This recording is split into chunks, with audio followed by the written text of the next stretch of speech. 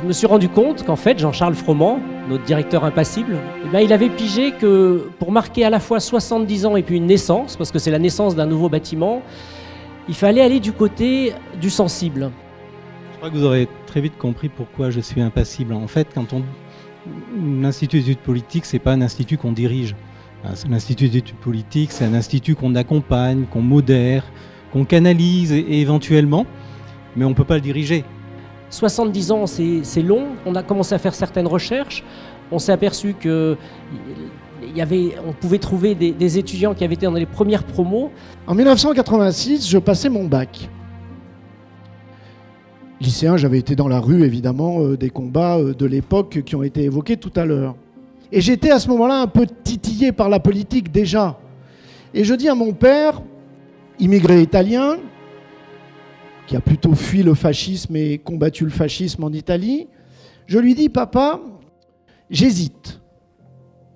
Je ne sais pas si je fais Sciences Po ou si je fais de la chimie, de la science un peu dure. Et il me regarde, il me dit, Sciences Po, mais c'est pas un métier ça. On n'en fait rien de tout ça. La politique, ça ne nourrit pas. Voilà ce que disait mon père.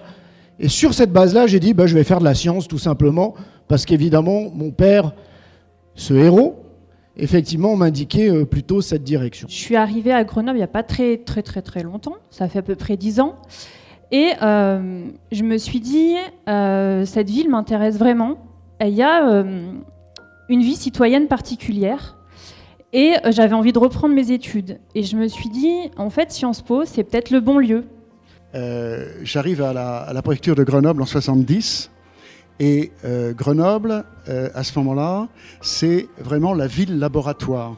C'est presque la ville ovni, vu du reste de la France. Quand je suis arrivé au conseil d'administration, on a vu arriver Jean-Charles Froment, avec son impassibilité, sa capacité de ne s'émouvoir qu'en levant un sourcil, alors même qu'il y a une catastrophe derrière la porte.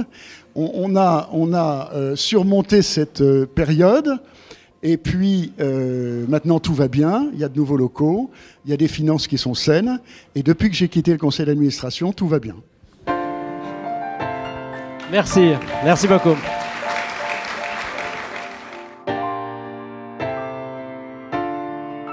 Aujourd'hui, finalement, dans ces nouveaux bâtiments, c'est bien ça qu'il s'agissait de conserver et de restaurer, à la fois un esprit fort de convivialité interne à travers les différents patios et beaucoup de circulation, nouvelles ouvertures, luminosité, rencontres. Voilà, ce sont des éléments pour moi importants. À Grenoble et sur le campus, il y a beaucoup d'espaces verts et ça a été conçu de façon collective.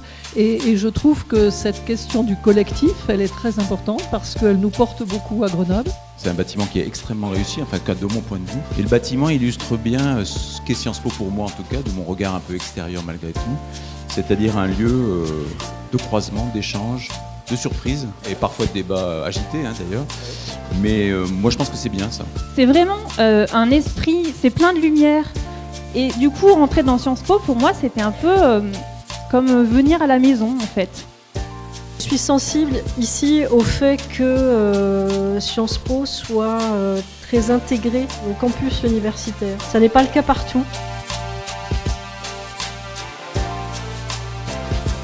La ville se construit, se transforme en permanence. Et l'université, ses bâtiments, ses lieux doivent se transformer en permanence. Et l'université est donc bien un élément pleinement intégré de la ville et pas quelque chose à côté.